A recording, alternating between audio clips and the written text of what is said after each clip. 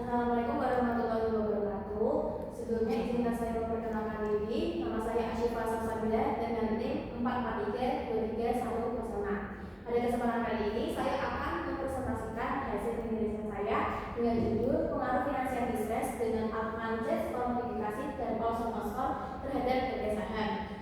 Studi kasus pada perusahaan yang terdapat di indeks IDX 20 periode 2021 hingga 2023. Next. Yang pertama ini akan menjelaskan latar belakang. Jadi latar belakang pada penelitian saya ini tentunya berkaitan dengan pasar modal, di mana pasar modal merupakan tempat transaksi orang-orang yang ingin melakukan investasi khususnya terhadap saham. Nah, di saham itu tentunya ada indikator penting yaitu terhadap harga sahamnya. Nah, harga saham sendiri adalah harga yang untuk mencerminkan persepsi investor terhadap si perusahaannya. Dan ini juga bisa membantu investor untuk melakukan transaksi jual atau beli. Dan kemudian harga seperti orang-orang yang tahu kayak misalnya nih perusahaan yang sekiranya itu memang terlihat bagus, entah itu kinerjanya, mungkin juga laporan keuangannya sekiranya kalau kita lihat itu bagus. Namun kalau kita misalnya mengulik lebih dalam nih, kalau kita menghitung secara sistematis terhadap laporan keuangannya itu tuh bisa saja ada indikasi si perusahaan itu tuh mengalami kebangkrutan atau financial distress. Jadi financial distress itu adalah kondisi perusahaan yang dia masih ada gejala atau tanda-tanda kesulitan keuangannya atau kesulitan melunasi kewajiban utangnya. Dan pada penelitian saya ini menggunakan perusahaan yang terdaftar dalam indeks IDX HIDIX 20 atau IDX High Dividend 20, yang dimana dia itu berisikan 20 emiten yang memang rutin membagikan dividen tinggi dan juga memiliki dividen yield yang tinggi. Dan saya memakai periode 2021 hingga 2023 karena ingin mengetahui ini pas masa-masa COVID itu tuh perusahaan mengalami gejala kebangkrutan atau tidak gitu. Jadi next.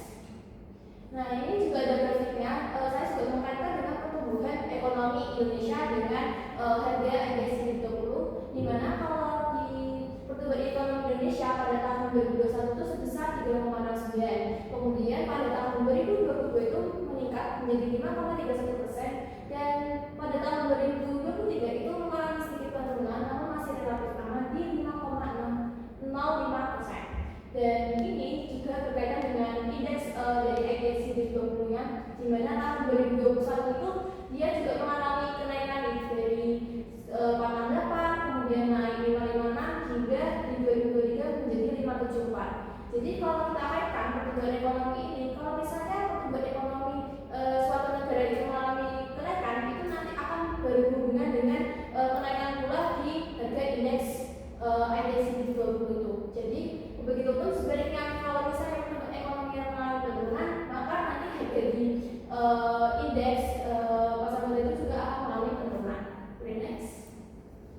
Dan rumusan masalah yang saya pakai pada penelitian ini, saya memakai juga yaitu apakah analisis komodifikasi berpengaruh terhadap harga saham perusahaan yang tergabung dalam indeks IDX HIDIX 20 periode 2001 hingga 2023. Yang kedua, apakah skor berpengaruh terhadap harga saham perusahaan yang tergabung dalam indeks IDX HIDIX 20 periode 2001 hingga 2023. Dan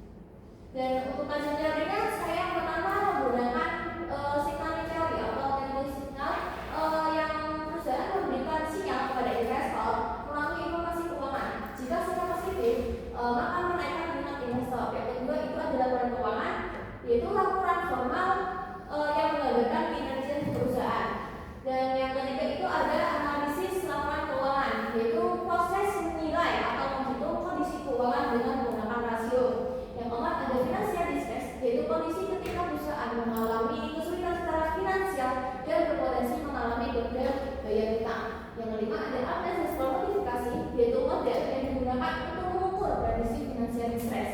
Dan yang keenam ada Osborne skor, yaitu model prediksi finansial distress dengan metode logaritma. Dan yang terakhir itu Higginson-Ham, nilai saham yang dipengaruhi oleh penggunaan dan penawaran. Next.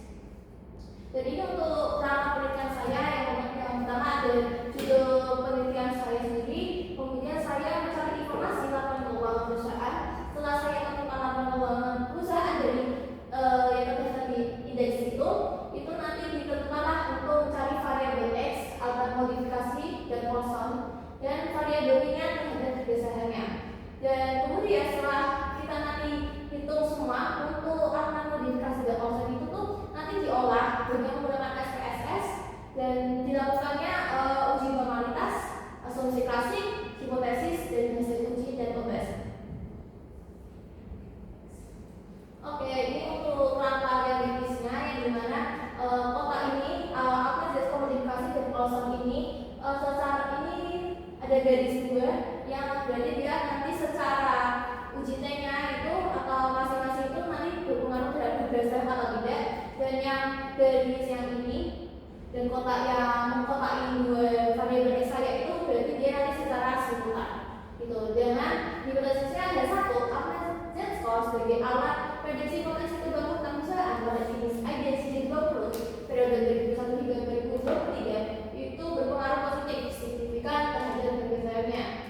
Dan untuk harganya bagi Osborne skor sebagai alat prediksi potensi kebangkrutan perusahaan pada indeks IDC 20 periode 2001 hingga 2023 berpengaruh positif signifikan terhadap harga sahamnya. Dan yang terakhir ada H3 bagi alat prediksi kebangkrutan perusahaan dengan model Ahmed dan Osborne ini secara signifikan berpengaruh terhadap harga sahamnya. Next, ini yang ada metodologi penelitian. Untuk metodologi penelitian ini itu terdiri dari jenis dan sumber data. Jenis penelitiannya itu saya menggunakan pendekatan kuantitatif dan data sumbernya saya pakai laporan keuangan perusahaan. Periode penelitiannya dari 2001 hingga 2023, metode analisisnya regresi linear regression. Dan untuk populasi sampel variabel dan teknik analisisnya, untuk populasinya saya menggunakan seluruh perusahaan indeks IDC 20 atau sampel jenuh.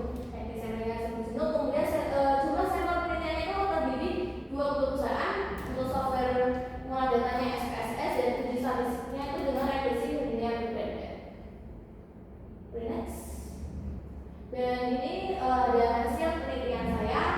Yang pertama yang dilakukan itu adalah statistik deskriptif, yang dimana variabel harga saham itu tuh memiliki rentang yang sangat lebar dengan standar deviasi 7464,75 dan nilai minimumnya itu 496 dan maksimumnya hingga 39.025. Dan ini bisa menjadi indikasi bahwa datanya saya itu datanya mengalami outlier. Kemudian saya lanjut ke uji normalitasnya. Berdasarkan hasil sampel kalkulasinya, uji ini diperoleh kalau nilai asymmetric-nya itu sebesar 0,201, yang berarti dia lebih besar dari 0,65. Maka disebutkan bahwa data ini telah berdistribusi secara normal. Next.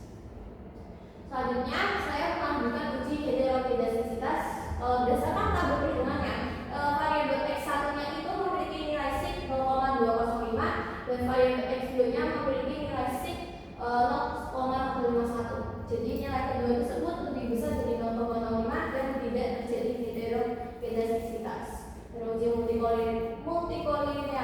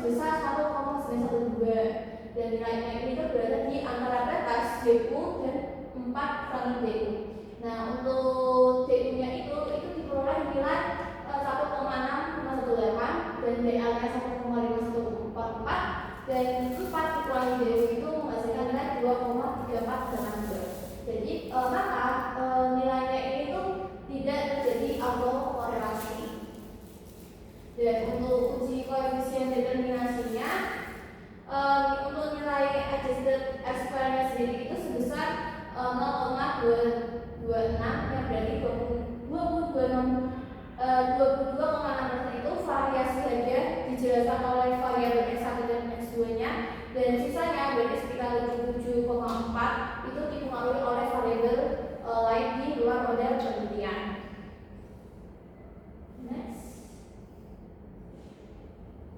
Untuk uji F-nya, kalau secara simultannya diperolehlah kalau nilai F hitungnya itu sebesar 4,066 dengan tingkat C-nya itu 0,034. Jadi secara simultan ini variabelnya independen itu berpengaruh signifikan terhadap harga saham dan hipotesisnya dapat diterima.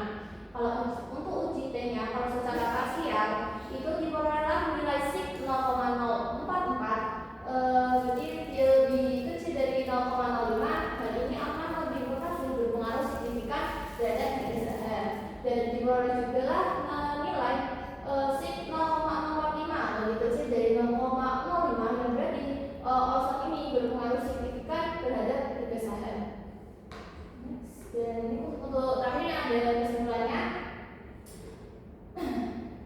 Untuk kesimpulannya, pertama, model regresi memenuhi seluruh asumsi klasik. Yang kedua, akan modifikasi dari Paulson berpengaruh signifikan terhadap harga saham. Uji T menunjukkan masing-masing variabel berpengaruh secara parsial terhadap harga saham.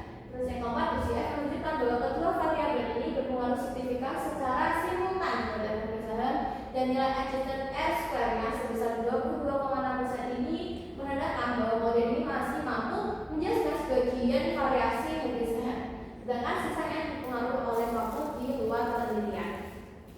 Oke, baik.